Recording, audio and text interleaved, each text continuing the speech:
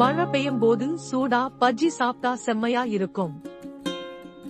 ஒரு பவுல்ல 1 கப் கடலை மாவு எடுத்துக்கோங்க. இதோட 2 ஸ்பூன் அரிசி மாவு சேர்த்துக்கோங்க. 1/4 ஸ்பூன் பெருங்காயம் சேருங்க. 1/2 ஸ்பூன் 1/2 நுணுக்கிய சீரகம் சேர்த்துக்கோங்க. 1/4 ஸ்பூன் தனி மிளகாத்தூள், 1/4 ஸ்பூன் காஷ்மீரி மிளகாத்தூள், தேவையான உப்பு சேர்த்துக்கோங்க.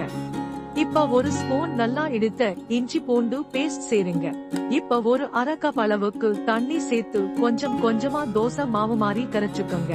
நல்லா இன்னும் புசுன்னு வர 2 ஸ்பூன் தோசை மாவு சேர்த்து மிக்ஸ் பண்ணிக்கோங்க.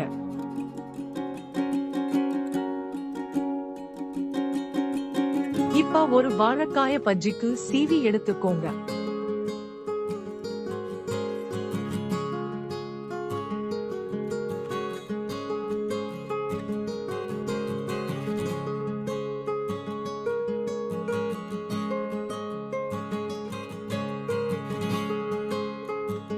இப்ப சீவிய வாழைக்காய கரைச்ச மாவுல டிப் பண்ணி மீடியம் சூடா காயுற எண்ணெயில போட்டு பொரிச்சு எடுத்து சூடா உங்களுக்கு பிடித்த சட்னியோட சாப்பிடுங்க.